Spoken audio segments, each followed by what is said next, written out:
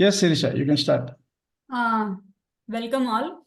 I'm going to introduce our today's speaker, Manoj Onkar, an experienced senior consultant associated with management innovations and emerging futures, master trainer and coach with 25 plus years of experience, trained more than 100K people and more than 1,000 trainers and coaches, have had participants from more than 10 countries and more than 30 industries, participating in various workshops led by Manoj and team.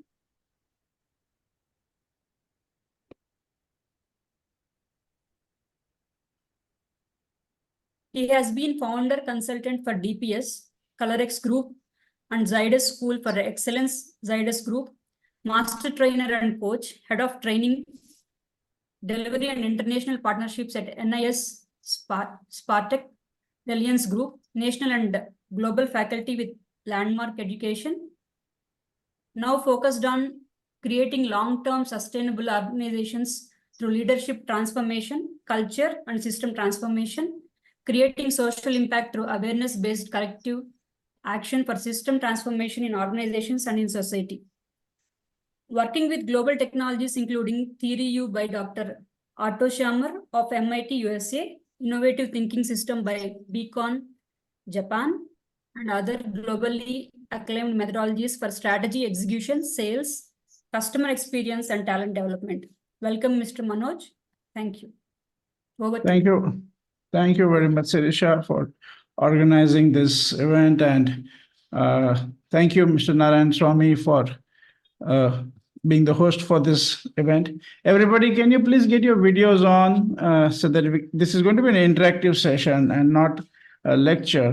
So it would be really useful for us to be able to see you and interact with you. It really works, right? Thank you very much.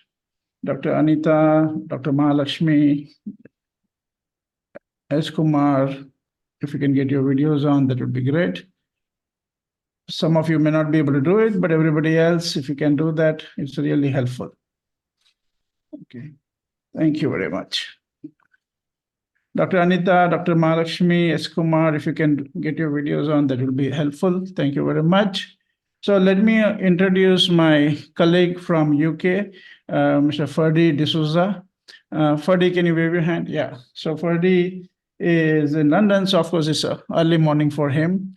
What is the time right now, Ferdy, for you? 10-ish? It's 10:30. Yeah, 10:30. Yeah, great. So thanks for joining in. We are an OD consulting firm, organization development. We operate from India, UK, Thailand, and Philippines. And we have been in the personal transformation and organizational transformation for almost 30 years now. Ferdy D'Souza here was also the, you can say, the person responsible for building a landmark education in India, which is the world's largest personal transformation conversation. And now, of course, he's settled in UK for the last almost 2 decades, definitely more than 15 years. And we have been working with organizations now. And as Sirisha mentioned, we're working with Theory U of Dr. Otto Scharmer from MIT, which is arguably the world's most important leadership and change management conversation on the planet right now. My colleague Vivek Chopra from Delhi has also joined in. Hey, Vivek, can you wave your hand? Yeah, thank you. And we have been doing this work with Theory U for the last 7-8 years. Some of the companies that we have also been working with includes TCS and many, like Sirisha mentioned, people from more than 30 industries. In Bangalore, we have had the opportunity to work with Karnataka Lok Ayukta. We did a very special workshop for them. Most of you know that is one of the most active Lok Ayukta in the country, at least as far as the media is concerned. We did workshops for CREDAI, and also we had participants from a lot of organizations, for profit organizations, but also from Art of Living for their corporate wing. So we're using this technology to make a impact not only in organizations, but also through organizations in the society. Today's topic is creating future-ready organization. So we are using Theory U from the context of creating future-ready organization. And the subtitle of this is creating organizations where people bring their head, heart, and soul. So that's going to be the next conversation for the next 85 minutes approximately. But before we go ahead, I would like to give you a chance to introduce yourselves, please. And you could also share what interested you to come here, right? And invest your time in this session here. So you can say a line or two about yourself and also what attracted you, interested you to be here. Over to you. Just unmute and introduce yourself. And some of you, if you want to introduce yourself, chat, that's also fine. Go ahead. Who would like to start? I will start first. I'm Yeah. the president of Yes, Bangalore please. Management Association. My name is K.S. Narayan Swamy. I'm in the corporate sector for over 4 decades and started my career with the public sector and later into various multinationals, including ITC, Advanta, then Limagrain, and companies like that. And currently, I'm an entrepreneur. I started 2 companies of my own. One is GeoBiotech, the other one is the Krisi Fortune Infra Private Limited. In addition to that, I also, in addition to the president of BMA, I'm the director in the Agriculture University, Bangalore, heading the Agri Invention Center, and also the chairman for restructuring of National Seeds Corporation, Government of India.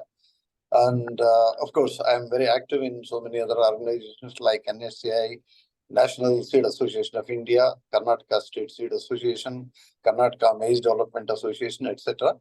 So I'm associated with BMA for 30 years now. Wow.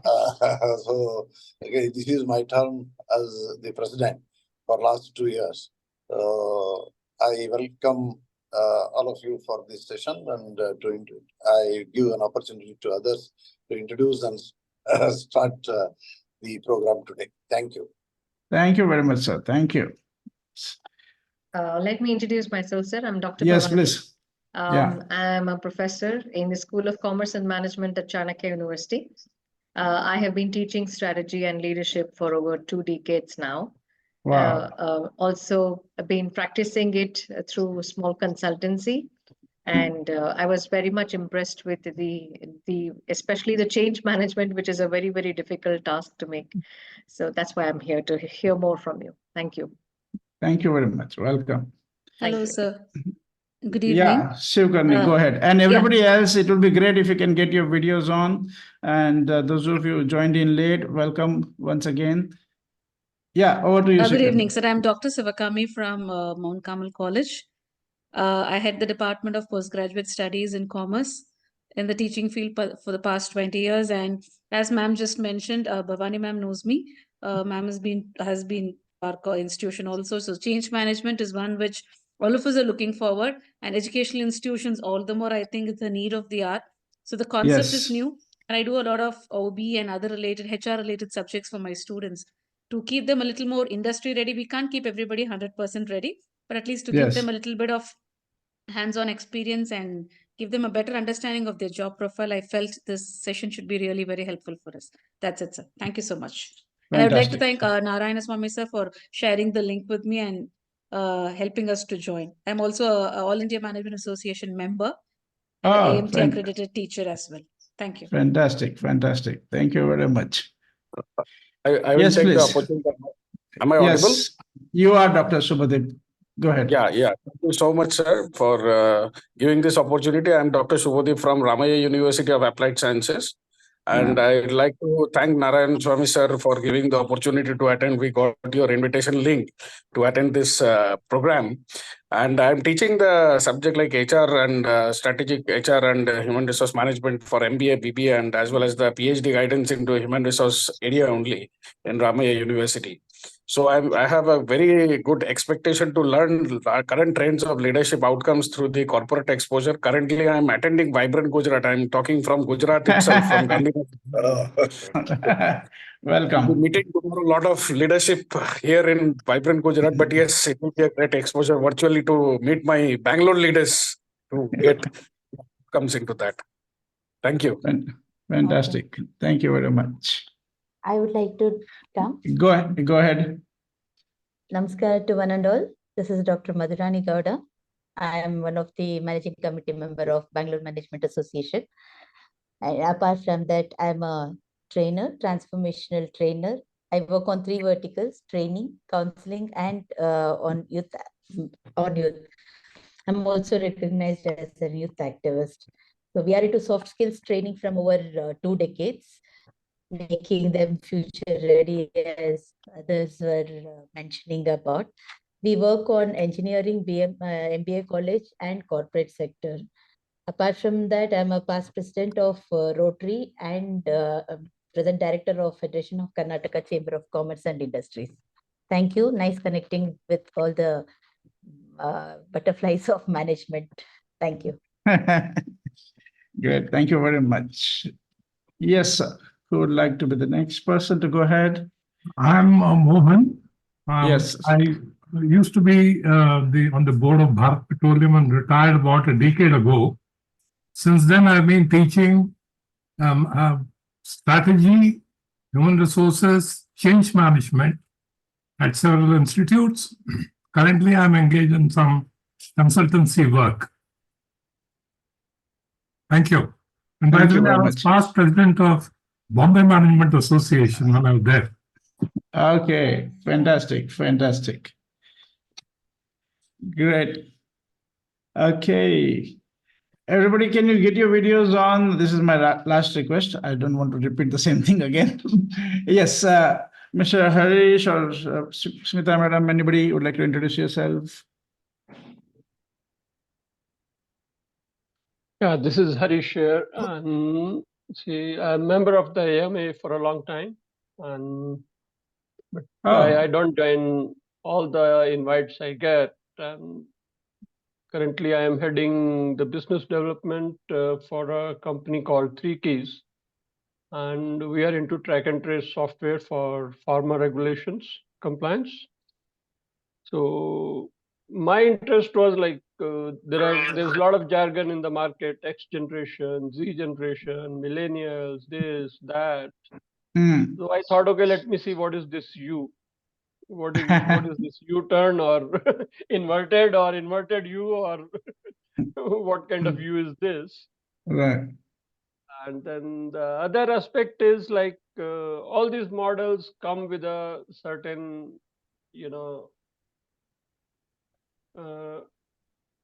prefixed parameters. And then the more important thing from getting, achieving out of this for any organization or human being is like how to apply it to that particular human being or that organization. And apply it, then you really come to know the model works or does not work, or what modifications are required. Right. So I've joined more for my personal interest than, my organization doesn't need it. We are a very nimble global organization of about 200 people spread across the globe, but we are very flexible and agile, and we are working in an area which is, required for the compliance, and that is it. But I joined more for my interest. Perfect. What I can learn from it, and maybe if required, I can apply it somewhere. Okay, great. Thank you very much. Okay. Good evening, everybody. My name is Smita Bennett, and I am the co-founder of the Big Ida Energy Solutions. It is a Bangalore-based company, and it is like we are in the field of energy and sustainability. We are conducting energy audits, electrical safety audits, and a sustainable area. We are conducting green auditing and everything for the entire organization all over the India. So the reason why I'm joining I am a part of the AMA, and why I join means what are the input I'm getting from this this talk, so that I can implement in my organization, because we are in a startup and 20 plus employees are there. So each tip is helpful for me to implement in my organization for a sustainable organization. So we are in the field of sustainable learning. Thank you. Thank you very much. Thank you. I'm going to request everybody else to, if you would like to introduce yourself, do so on the chat. Given the limited time, I think we'll move on otherwise. And I'm just going to share a couple of screens here, and then we're going to have interaction. So as I said earlier, the context is creating future-ready organizations and creating organizations where people bring their head, heart, and soul. So we do work with this theme with organizations, and also we have collaboration with Ahmedabad Management Association, and we are mentors for the CEO Forum, and we have been doing masterclasses and two-day workshops and interventions with them for their members here in Ahmedabad and Gujarat. Actually, they have been able to get participants from all over the place, including Bangalore, for their workshops. So this is Dr. Otto Scharmer of MIT.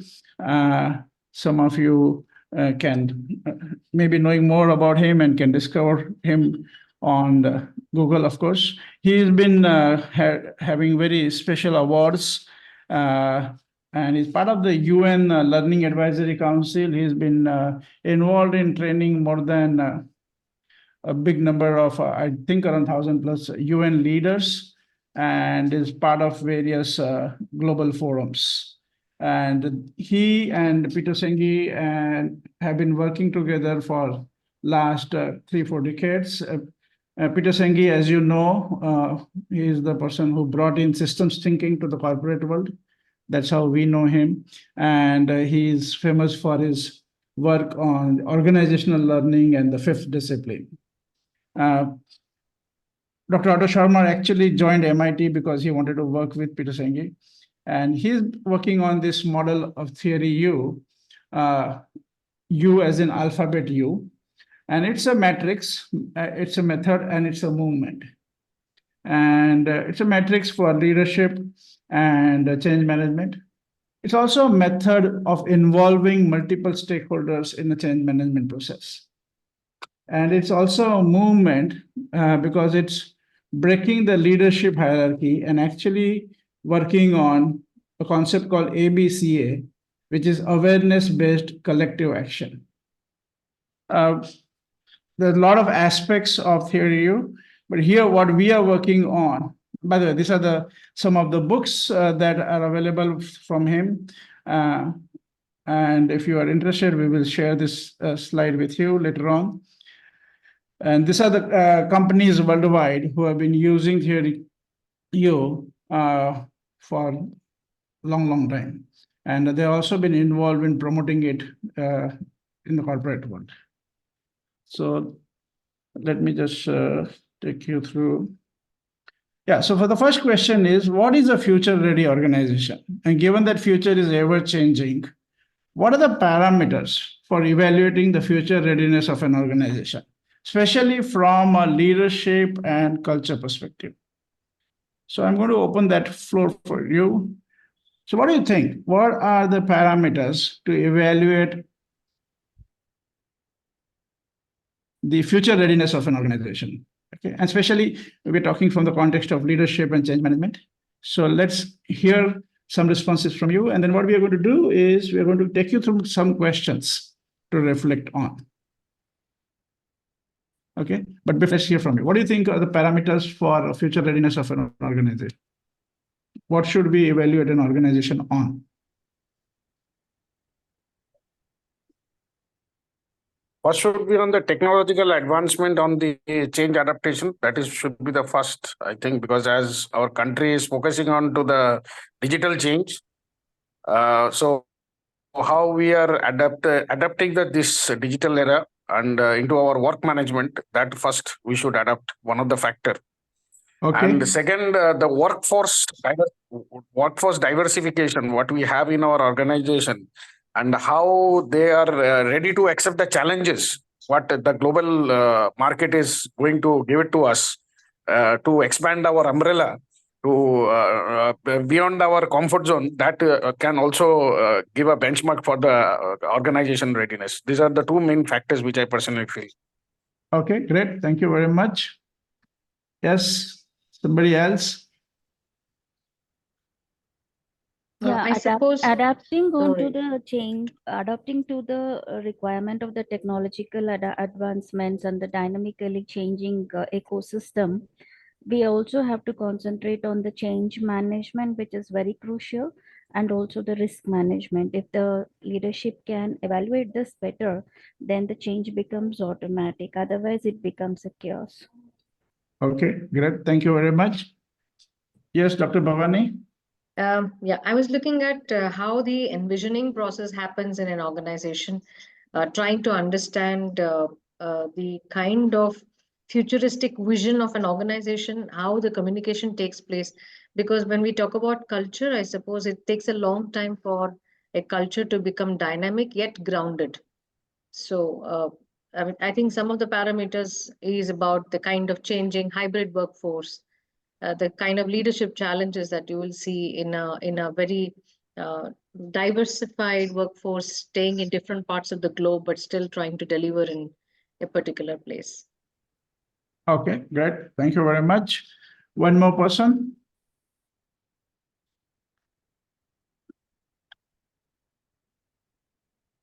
Anybody? Okay, so this is the problem, right? Now your videos are off, so we don't know whether you're here or somewhere else. So if you can get your videos on, it really works. I know some people have difficulty, but everybody else keep your videos on, please. It's very difficult to have an interaction with a blank screen. Okay, so now what we want to do is we're going to take you through some questions, and we invite you to reflect on those questions and then score the organization that you're working with on a scale of -5 to +5. Okay, and the scoring in itself is not critical, but just the reflection process itself will help. But please do score. We're not going to ask you to share anything with us. This is confidential. You can keep the scores with you, and just write down the question number and this thing. This whole self-assessment tool is available to you. It has already been, the link has already been shared with you in the meeting invite. And if you need, we will send it again to you. We are using some of those questions right now here, but the self-assessment tool has 16 questions, which has already been shared with you and can be shared with you again. Okay, but right now for this discussion, we're going to use some of them. And I'm going to share the screen again. And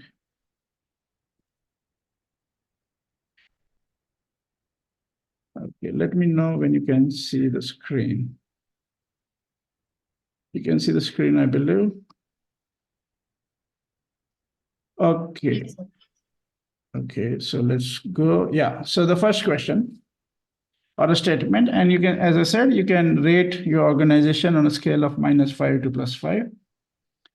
And I'm going to read out loud for everybody's benefit.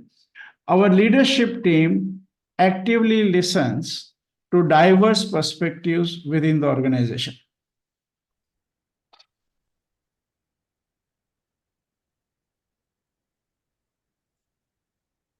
Okay, so you don't need to write the questions. These are all available with you. I just write the answer, the rating. Okay. Very open. So this is about your leadership team as well as your organization. Very open to understanding and incorporating viewpoints that challenge our current assumptions. And again, as I said, this is confidential. You're going to keep it with yourself.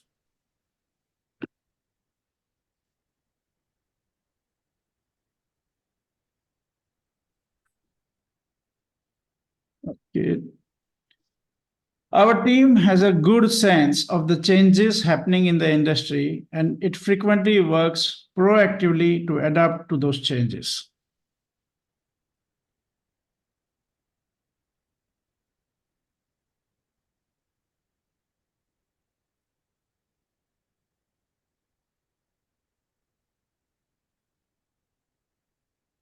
We encourage experimentation and learning from failure to enhance our adaptability.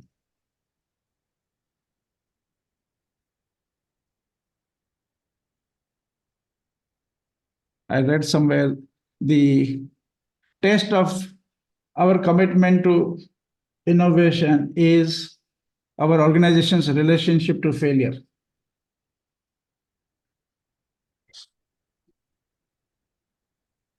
Okay, those who are joining in now, we are doing a self-assessment, and you can rate your organization on the points that are coming up on the screen on a scale of -5 to +5. And we will be with you very soon. Okay, next. We often look at our organization from the perspective of employees, customers, and other stakeholders. We call this turning the camera around.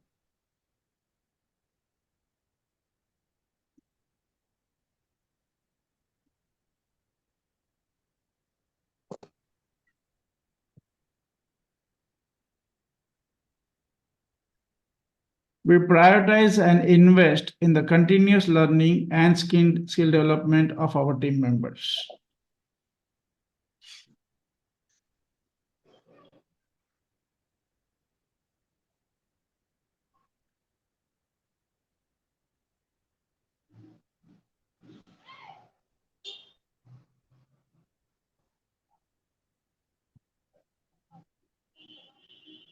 Okay.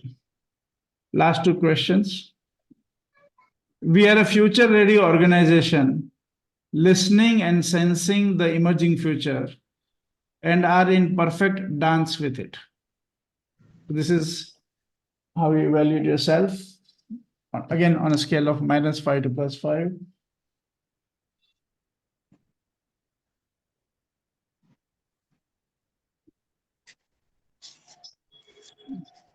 And the last question. We are a future-ready organization where almost everyone brings their full self, their head, the heart, and soul to the organization and its work.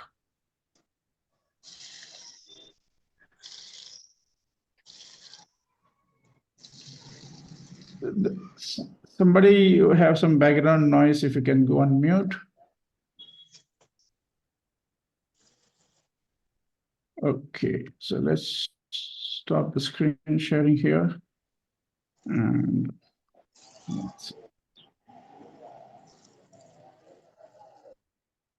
okay, I just muted everybody because there was some background noise. Please unmute yourself when you want to speak, and then, of course, you can go back on mute. Okay, so these are some of the sample questions from the self-assessment tool that we have shared with you. So let's have some reflections on the questions and whatever scorings you would have done. Anything that you want to share from there before we go ahead?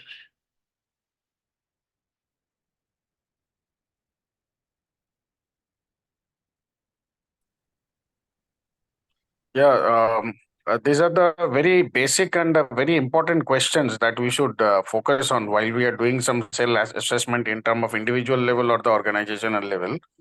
And first 4 questions, which I personally felt that whenever we are working in an organization or as a owner of an organization, when we are running any body, Right. These are the very basic factors we should understand from vice versa relationship from both the employees and the owners. That will Right. reflect your leadership strategy, what you are going to run your organization. That is very much important, I felt. Okay, great. Thank you very much. Yes. I also see that this has both an inside out and an outside in approach. Yes. I think communication being the key to success with the change management. Great. Yes. Thank you very much. One more person.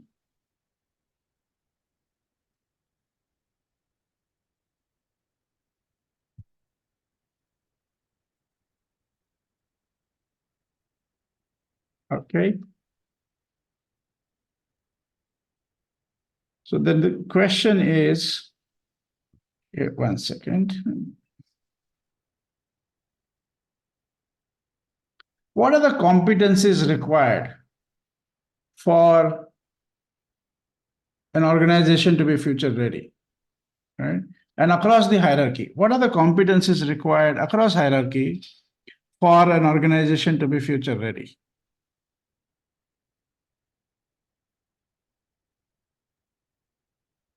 Anybody?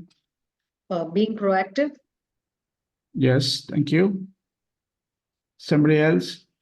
Everybody should be on the same page. Okay. And but see, that would be like an end result, right? Everybody being on the same page would be like an end result to have, or an interim result to have. But what will get us on the same page?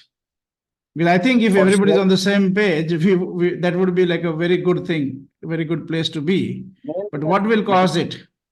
Clear The main communication. Savita and then Dr. Subhadeep. Subhadeep. Yeah, Savita, go ahead. Yeah, it's the communication plays a major role. Okay, great. Thank you. Dr. Subhadeep. Yeah, competition is there, but I personally feel the sharing of vision and expectation within the work environment within the business that can scale up to the future ready organization, because we are thinking the expectation and vision should be aligned when we are framing any policies or when we are structuring the business for the future ready. So bottom to top and top to bottom, that expectation and vision should be shared equally. Then we Okay. can come into. Okay. But what is the competency that will allow us to do that? What you're saying is perfectly valid. We are just looking at what is the competency required across the organization to make that happen, right? Because I'm sure many of us would want that to happen, but then Correct. there are some obstacles. Yeah, Yeah, obviously the communication area is the biggest obstacle. acceptance is It is. also It is the commitment of the top management. Okay, got that. Hey, and Funny also Kumar, the did you? acceptance. Yeah, it's a business expansion should be there. That is the main thing. They to do the business expansion. Yeah, I don't know. Can you help me connect with the question? What I was looking at is across the hierarchy, what kind of competencies are required? Everybody, can you go on mute? There's some echo.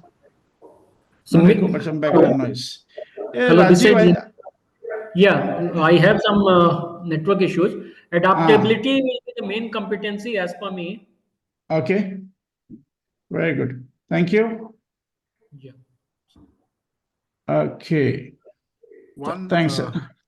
But Yes, I Dr. think, Anand. Transparency or openness, I think, is required when we look at across the organization kind of a flow to enable things. I think everybody should be open to share views, talk. So unless people know what the other person's intention is, both the top or the middle or the lower management, I think people will not be able to understand why this change is happening. So I would say transparency and openness can be one of the competencies altogether. Okay, thank you. I'm not sure we would call it as a competency, but definitely that I think we can call it like a culture. Culture or right? a quality. Yeah, right. yeah. It is a characteristic that you want in the organization. Yes, right? yes. But may not. But I think that's fine. We understand the spirit of it. Okay. I think most of you are going the right direction. Let me just share how I see it. One thing. Yeah, please go ahead. Maybe and that probably could be the starting point also. You see, we might have underlying competencies and everything, but if we are not able to paint the future, if you are not able to articulate like where are we today and what direction the marketplace or the world is going to, and you are not able to specify, like, describe what is going to change, and then whatever you have underneath is not going to work, because if you don't know where the change is going, leading us to, then all these competencies also don't have any utility. Right. So because that could be the starting point, and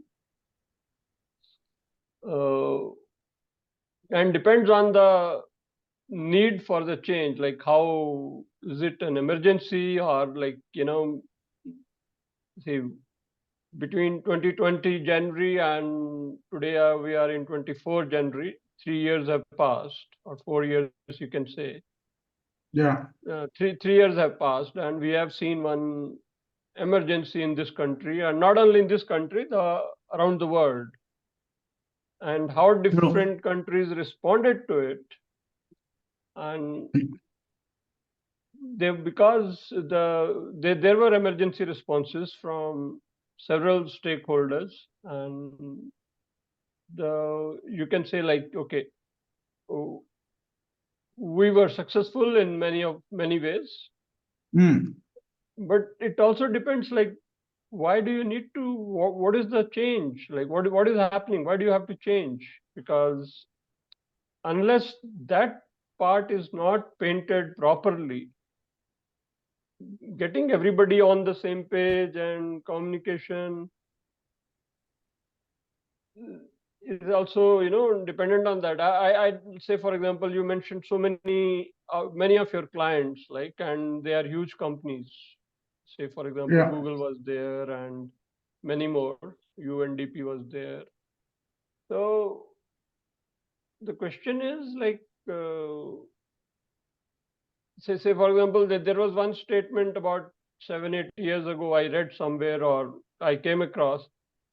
Microsoft said that, yes, we missed the opportunity because we did not develop an operating system for mobile. Right. Now, it's not that the Microsoft is not sensing, that would be foolhardy to say that. Yeah. But whatever sensing you do, there is always a chance that you will miss certain opportunities. Right.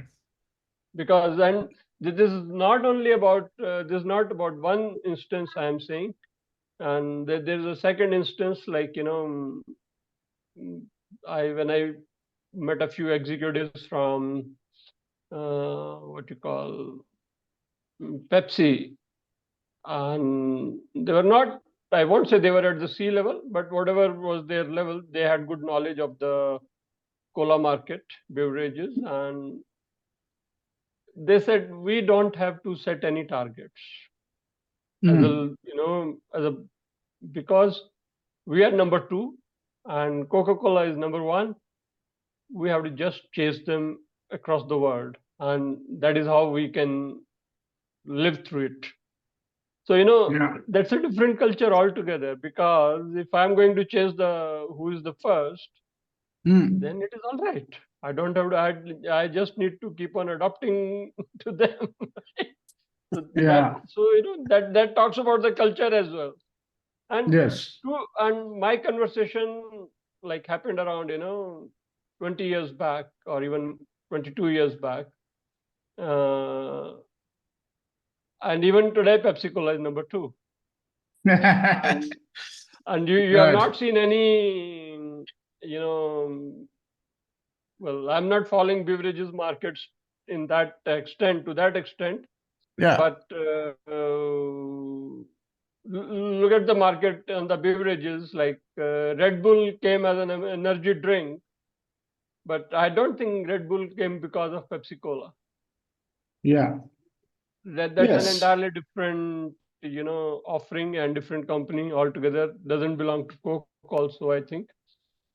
And so, in snack food also, I don't think we take a lot of pride that in Indra Nui, because he was the CEO and then Indian. But what innovation happened there, we don't know about. And they Yeah. are still number two. They, if we can look at their country markets, probably Pepsi did very Yeah, well. I think let me interrupt you here. Sorry for that. I got the main point here is what is the disruption happening, and are you really willing to see the disruption? And two things I would say, the way I look at it is, are you going to be the disruptor, or are you the one who is going to be disrupted? And that's the choice. Fadi used to say it in a very unique way. By the way, for the people who joined in late, I have my colleague from UK, Fadi D'Souza, also here. And he used to say this, it's like if you are surfing in the ocean and the wave is going to come. Now, the choice is not whether the wave is going to come or not. The choice is, are you going to sense the wave at the right time and ride the wave, or are you going to get disrupted by the wave? So, and that was like a very important part for all of us to understand. And all of us have enough stories about big, successful organizations who had great market shares, great financial power, great management power, and they still got disrupted. Right? We all of us have enough and more examples of that. So then what is it that gets us stuck? So a couple of things that we want to introduce you here from Theory U and what Dr. Otto Sharma talks about. One is that most of us have been programmed to learn from the past. So whenever we have to learn, we are looking at some data points, some experiences, some stuff that has already happened. And then we are trying to analyze and get some insights from here, and then try to apply it to something else. Right? Including all these models and frameworks that we study, most of them are all about learning from the past.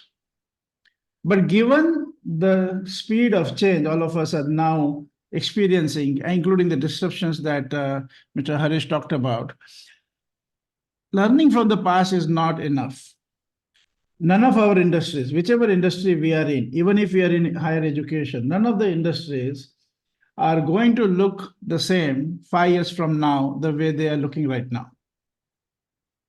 So we need to create a new competency, I would say, to learn from the future instead of learning from the past.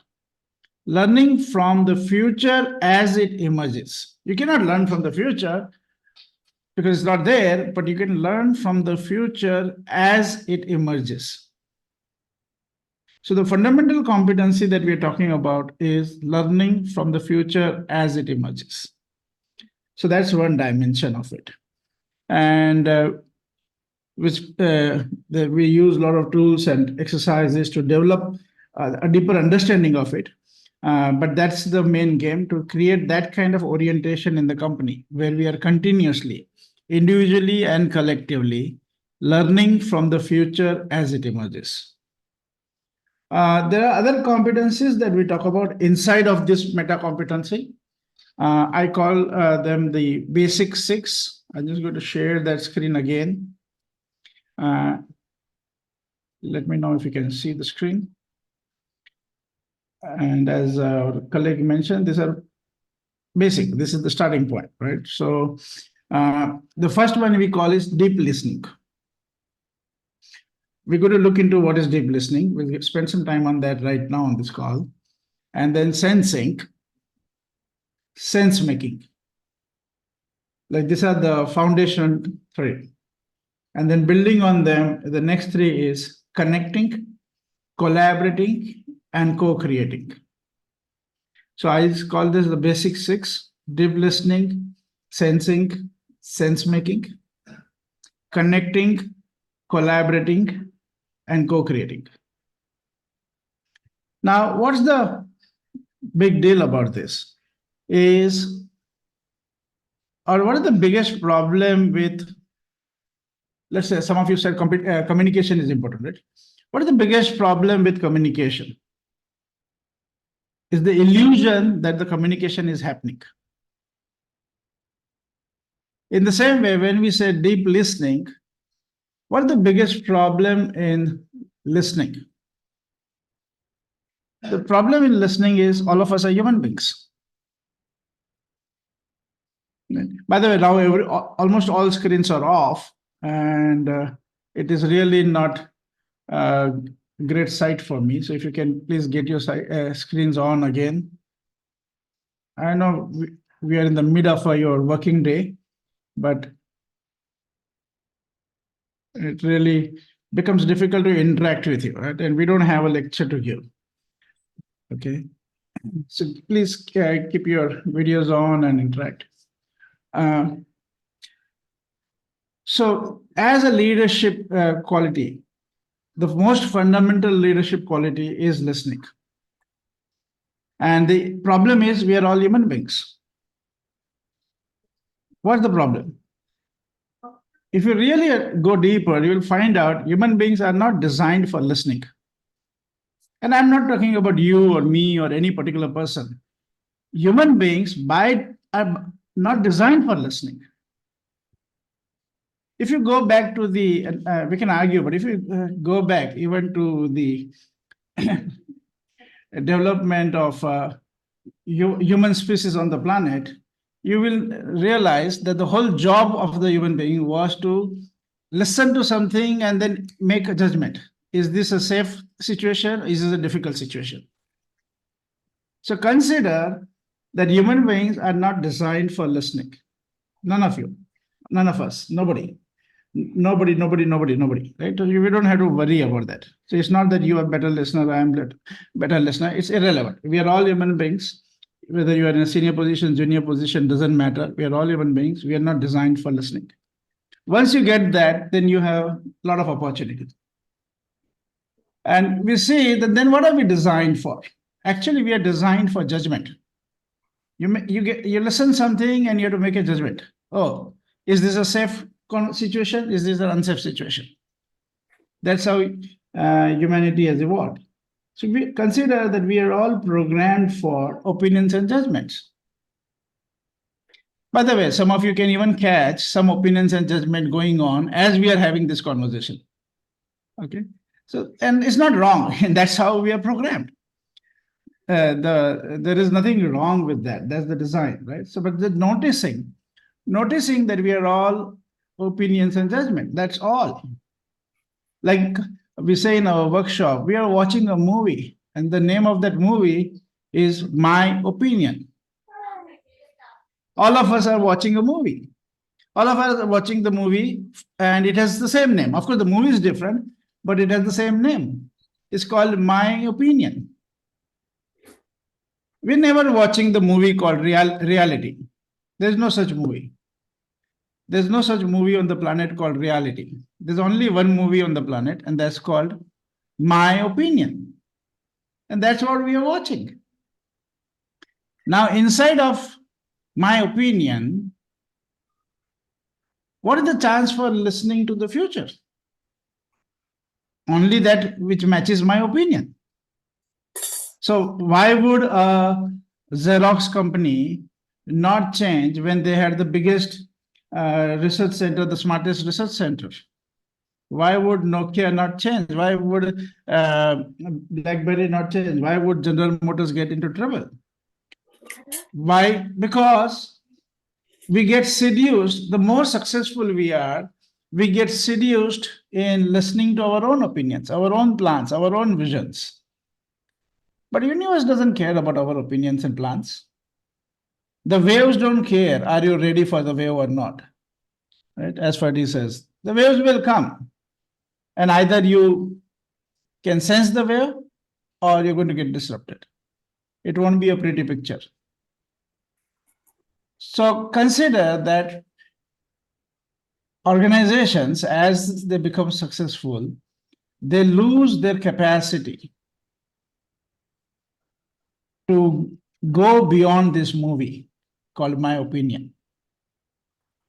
They get more and more seduced into that opinion, that world.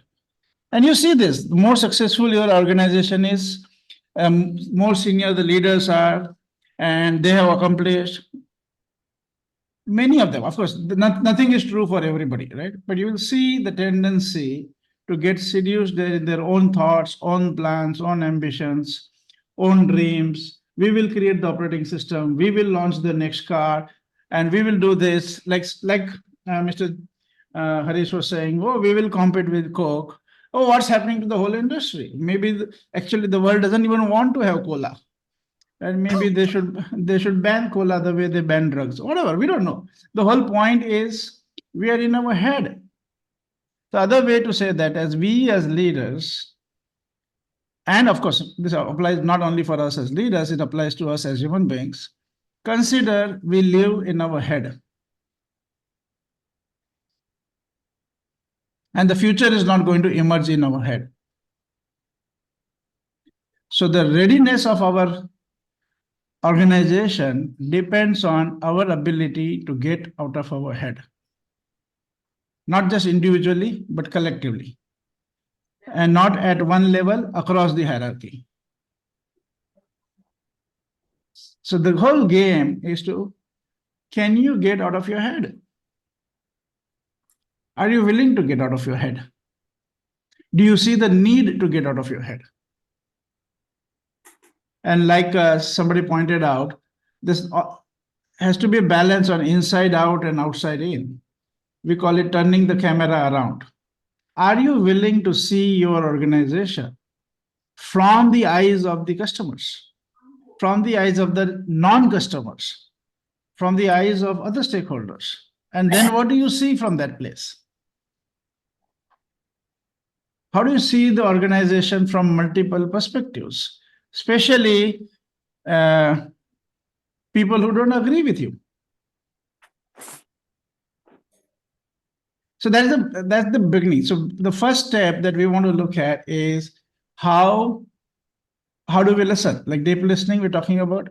There are multiple phases of this deep listening, and I intend to introduce them. But the first phase is that we are all human beings, and human beings are not designed for listening. I'm not saying you're not designed for listening or I am not designed for listening. I am saying human beings are not designed for listening. Okay. And I know many of us wanted to be Pentium 25 or whatever else, but we are all human beings. So this applies to us. Now, then we look at, okay, if we can begin to notice, how do you get out of this trap of that we are wired for opinion and judgment and not for listening, is to notice the opinion and judgment, right? And then to move to a level, the second level of listening that we talk about is how do we move to factual listening? So instead of listening from the world of opinion and judgment, how do we move to factual listening? And what is factual listening? Factual listening is data, right? But what kind of data? Listening to contradictory data. How good are we as an organization to listen and discover data which contradicts our current understanding? How many people in the organization are coming up with contradictory data to our current logic? And how do we listen to them? Do we even have those kind of people in the organization? How do we listen to them? What do we do with them? In most cases, they get marginalized. Like an employee who keeps on bringing in that kind of contradictory data, they are labeled sometimes as troublemakers. What about the customers? What about other people who can help us bring contradictory data? So the factual listening starts with a commitment to discover contradictory data to our current understanding, to our current logic, to our current theory.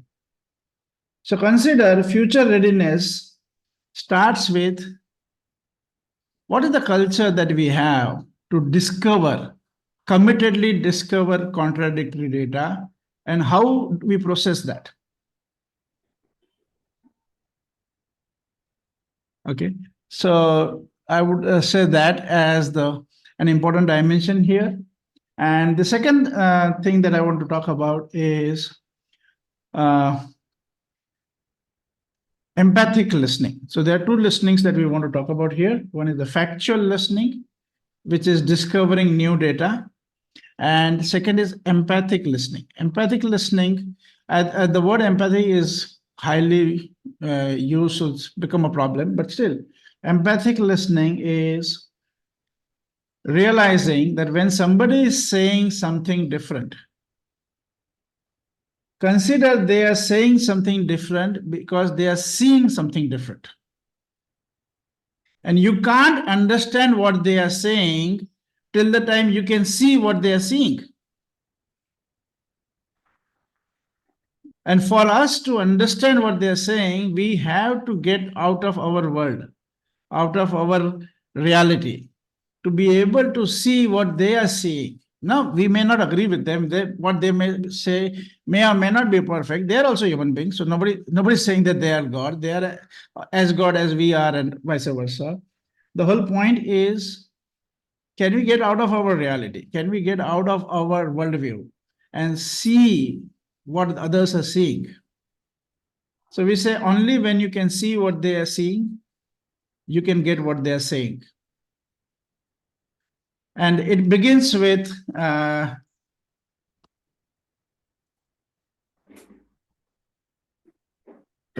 every level. It begins with your employees, it begins with your leadership team, in the senior leadership team, it begins with the customers, it begins with the vendors, it's everywhere, right? Are we going out of our reality to see what they are seeing, to get a deeper understanding of what they are saying?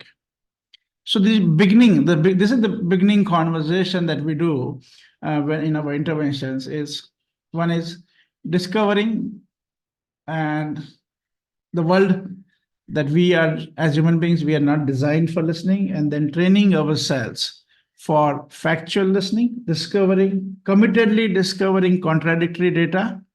And second is committedly discovering what others are seeing, which is making them say something different, right? So that's the whole world of empathic listening. And when you actually practice that gets you a profound connection with those people.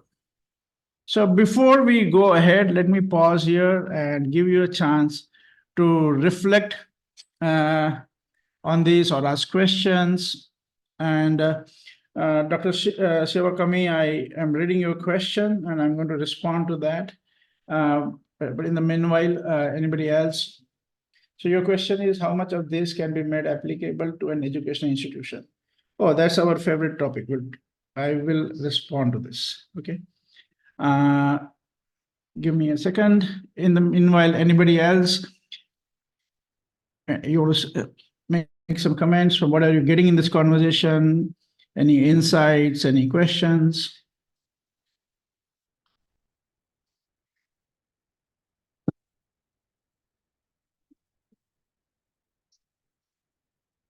Okay. I think Devang has a question. Sorry? Devang Patel has a question on chat. Oh, I can't see that. I think he's marked it to you. No, Okay, let me just check. to Oh, everyone. yeah. Yeah, but when we as leaders are overclouded with our own realities and our own loadings of past success, how does one do factual and empathic listening? I think you are answering yourself.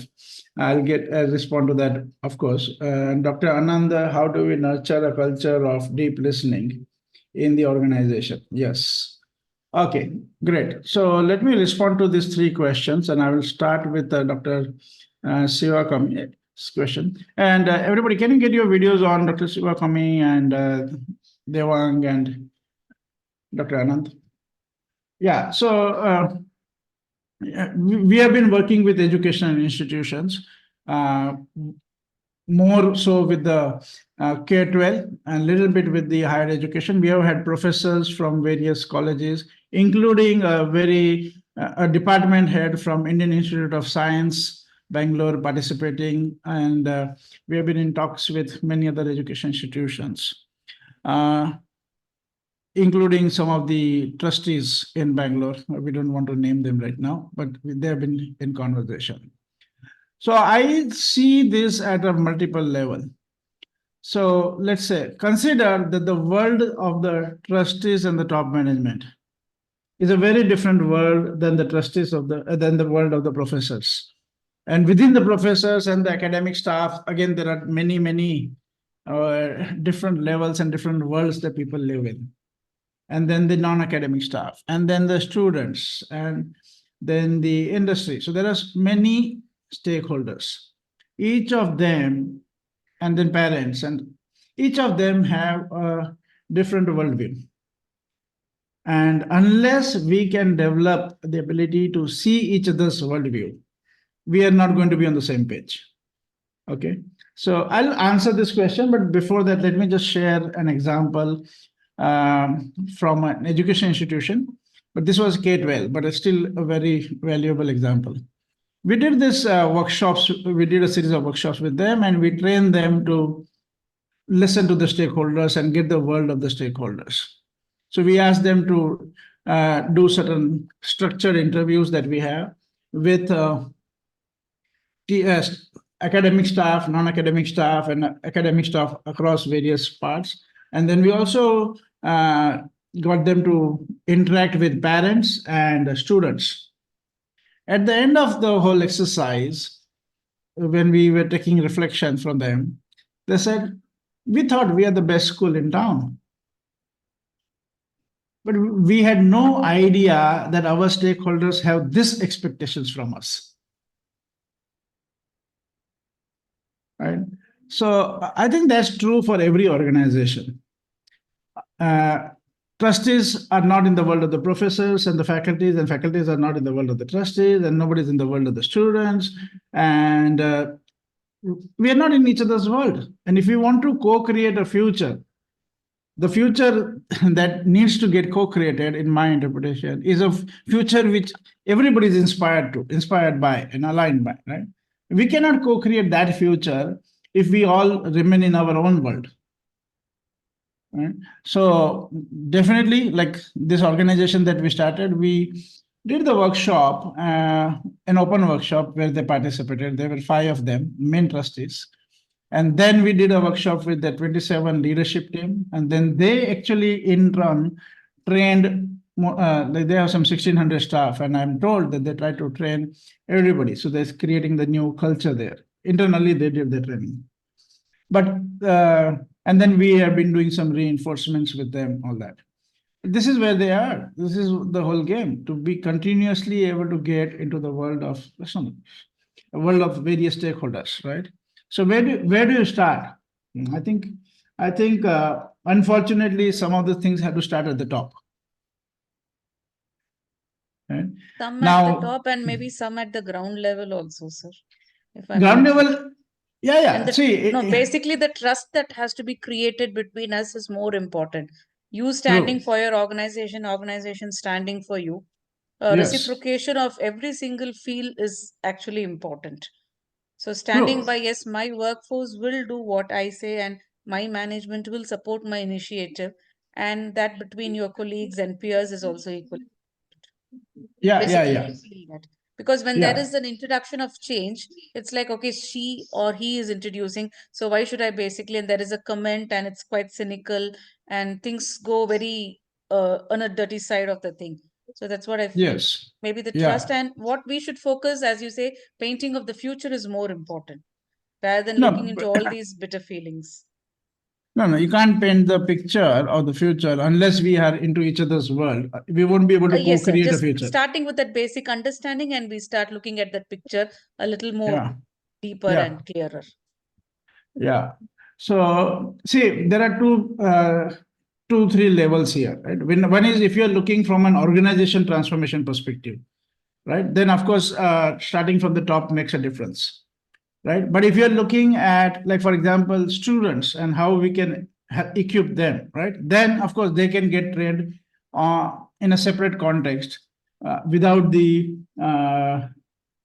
compulsory involvement of the organization transformation. Okay, I'll just give you another example from the corporate world. We worked with a company in Thailand. It is a 60-year-old organization. And there were a lot of staff members there who had some 25 to 30 years of experience in that company. And this MD, who was a third generation MD, he himself was 42 years old, right? So imagine he is working and trying to get work done through teams who are 25 to 30 years of experience in that company. So we started there and we trained the senior team first. Top 3 directors got trained first, then the 13 leadership team members, and then the whole organization. It was a small organization. And we use this continuous training to create a new culture. And earlier, when we used to talk to them about, oh, we need to innovate, we need to do this, they were like, yeah. But then as they went through these exercises and they started going out and interacting with the industry, with the customers, when the production people went out, when the other people started going out, interacting with each other, going into each other's field, the whole environment shifted. And after 3 years, they got awarded by their prime minister as the best managed small and medium enterprise. And after that, every year, they have been able to get some very top national awards, so much so that now the MD himself has become a speaker on the circuit, sharing from his company's experience. Okay, so it's possible to turn around. But if you are asking from an organization transformation perspective, we don't work with organizations where the top management is not involved in the journey. Okay, otherwise it is more like, okay, educational. And it's not, and you said one thing that I would like to highlight. You said, oh, it is this person's initiative, it's that person's initiative. We have to eliminate that. It has, and that's the whole journey where people can get out of this person's or that person's initiative to actually being able to co-create that initiative. Okay, and we'll talk a little bit about that today. We might be able to talk, but that's a lot of work that we do in transforming, identifying that culture and transforming those aspects of the culture. Thank you, sir. Yeah, thank you very much. And we had Dr. Anand and Devang, right? Had asked the question. So Devang, is this also responding to your question? Okay, thank you. And Dr. Anand. 30 seconds. Yeah, Devang, go ahead. Devang, go ahead. It is actually sort of, but so I'm in bipolar situation. If I am the leader who is blinded, so I'm getting my answer while asking. It needs an external intervention for me to be punctured somewhere in my psyche and being told that I'm clouded, because I am myself not realizing that I'm clouded. That is where I'm coming from. So yeah. So yeah, I get you. I get you. So what we do, suppose you are the leader, Deva, right? So what we do is we don't need to kind of coach you or process you in any way. We will train you in certain exercises wherein you will be interacting with various stakeholders. And as you interact with those stakeholders using the structures that we have through 3RU, you will get an opportunity to reflect on the various dimensions. And then suppose, for example, we are asking, okay, you interviewed these people. What are the contradictory data that you're discovering? See, the whole point is to bring in the discipline to train ourselves to listen for contradictory data, to first read, right? Second is, what are the different worldviews you're getting? How does this group of people or this individual see the world, which is different from the way you see the world? So one aspect of expanding our leadership is to realize that each one of us sees the world differently. But we assume that others see the world our way.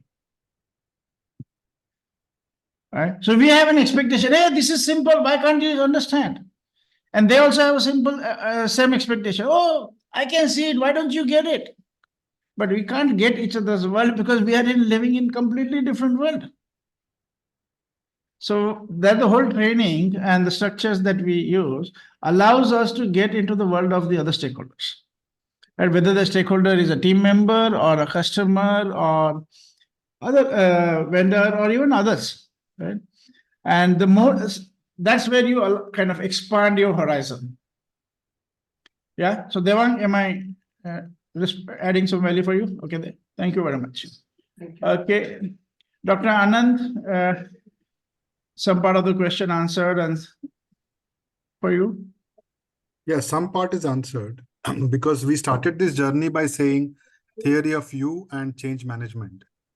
And when we look at the whole concept of the competencies, that's where I would like you to help me to say, okay, because remember, we start with deep listening. So it starts there. The co-creation, collaboration, all of that is an outcome of all of that in the beginning. So I would say, is there anything that you have done or worked with and you found, okay, these are the 5 things which should definitely be done, to kind of start that culture? You are right. Deep listening is the beginning, is the starting point. Okay. Without that, there is nothing else to do, right? Because everything else is just knowledge. All of us have enough and more knowledge, and we can write enough and more books. But the real point is, what is the level of actual listening that we are able to bring in the conversation, right? And then how does it show up in the culture that we build?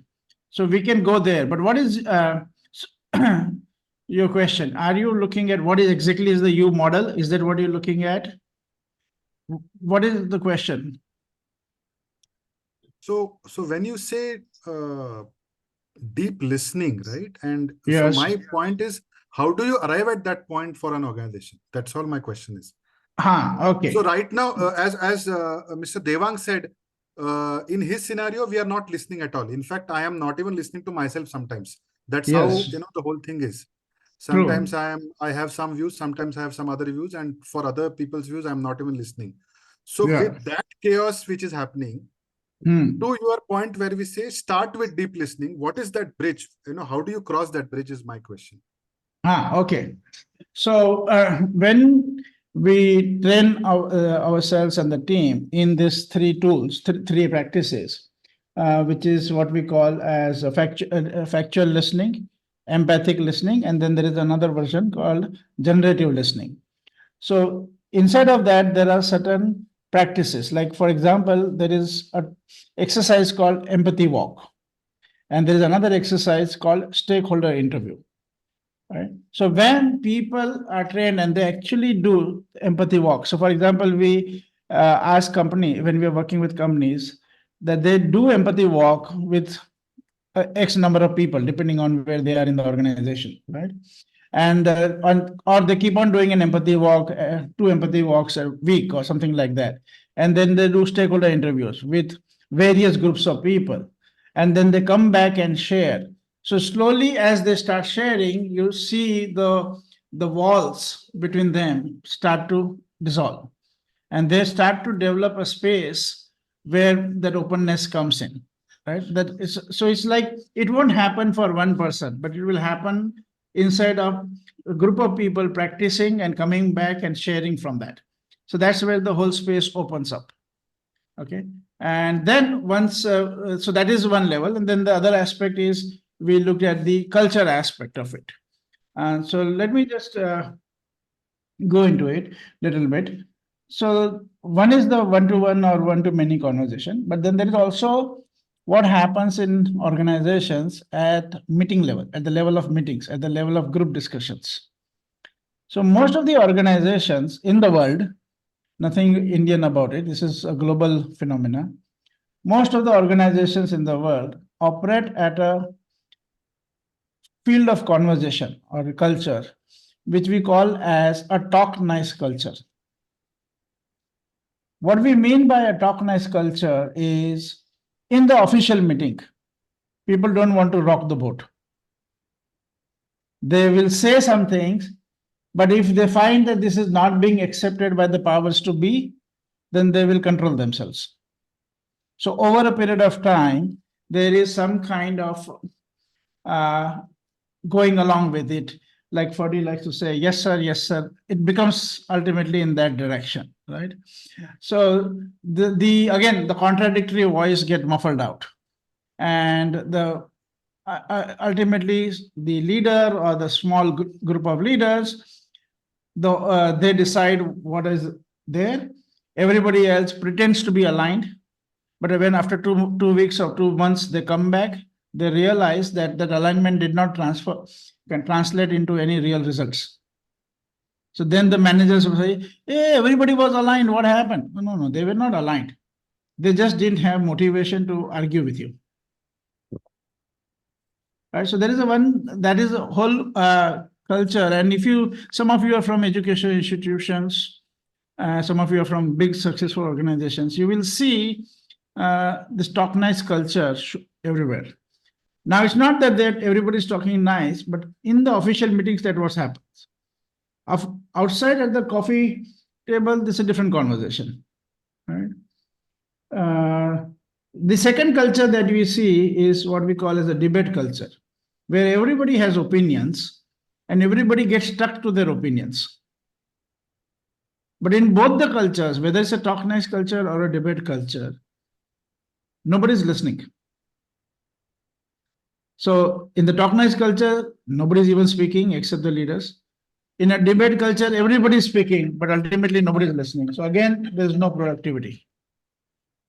So we do a lot of work on distinguishing these cultures for people and how do you transform them. So we train leaders and the people in the workshops to actually notice this culture and then be able to transcend that culture in the meeting itself. Okay, so that's the starting point. And then, of course, it's a whole journey. And when we can keep talking about it. Okay. Thanks, everybody, Dr. Anand and Devang and Dr. Shivkumi for these questions. We are coming to the end of the session. We got around approximately 12 more minutes to go. So we're going to take some questions. But before that, I'll also let you know that we have been doing a lot of workshops on this. So we have an upcoming workshop, an online one-day upcoming workshop, which is on 20th of January, 20th January. And we also have a workshop coming in person, which is on 2nd and 3rd February, which is in Ahmedabad, which is in collaboration with your sister organization, Ahmedabad Management Association. So if Bangalore Management Association wants to collaborate with AMA, we can help you do that. And otherwise, of course, we can have separate workshops in the future for BMA, or we can also have, we do also have a lot of separate workshops for individual organizations. Okay. And this is part of our OD work. We start with culture and communication, and then we build further on it. Okay. Thank you so far. And if you have any questions, comments, or anything that you want us to respond on, we'll use the next 5-7 minutes for that before we hand it over to. There is a suggestion. Yeah. And because almost 2.5 decades I've been, hearing about listening skills, and we don't listen. And what you said, like as human beings, we are not programmed to listen, which is very true. And so what additionally we should have is, it's not only about listening. Listening is one part of it, because listening is normally like somebody is speaking and the other party is, receiving some input and making some impressions about it. And then that is what listening can be in the very mundane way. But if I go back to our, ancient Indian knowledge, we do not form a picture only by listening, because we have got other, other indris also. Yeah. So this is not listening like we're not talking. Word in English, proper English for that, but in Hindi or Sanskrit, it will be. We have got 5 senses, 5 organs of sense, and even So question is, we are not properly trained ever, because if you look at the heritage as India we have, and during my management education, and which was in an very international setting, if I gave any example from our Indian ancient scriptures, nobody even knew about them and nobody accepted them. Very few people had acceptance about them. But you see, I always point out certain things which I have observed, and my observation is like we had such a rich heritage, and we talk about Gita, we talk about many scriptures, but do we really live them? Yeah, so I think the answer is obvious. Say, for example, if we have answer is obvious, right? No, I'm leaving the audience with the questions and difficult questions. Say, for example, see, I got introduced to Buddhism at the class of 9th, 10th in my matriculation CBSE, 78, 79, 77, 78. What Buddhism is, what Sikhism is, and 4 or 5 pages, chapters about it. But Buddhism was something which impressed me a lot. Now the question is, if Buddha was there and his teachings had been so impressive. Yeah, can you hold your thoughts? We are always at war. So listening is not only there. There are other skills. There are other competencies which the people need to develop. Yeah, sure. There will be many more, but right now in this conversation here, we want to focus on this. I said it is not. So if you can divergence, you may take a note of it, because I'm not going to teach it. I'm not going to practice it. I'm not going to commercialize it. Yes. Instead of listening, I would say, like, if we can use the word, deep sensing, then you can broaden it and make your tool or this, practice or your model. Maybe you can improvise your model when you use the word deep sensing. And how does that happen? Yeah, sure. We can talk about it separately. Thank you. Yeah, we can discuss that and see the whole model, and then we can always look into it. But this is something that has got evolved over the last 30 years of implementation across the world. So we can talk more about it later on. Thank you very much. I deeply appreciate your experience, but in the context of the time here, let me also give space for others to interact. So anybody else, you have any questions, any information that you need before we wrap up the session?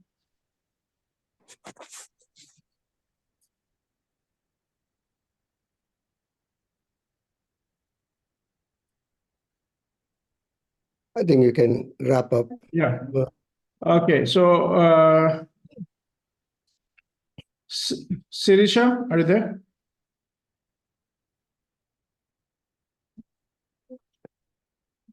Okay, great. I don't know if Sirisha is here. I think she is. Yeah, this is what happens when the videos are off. Okay, so Sirisha is connected, but I can't see her. I can see her logo. So we're going to pause here, everybody.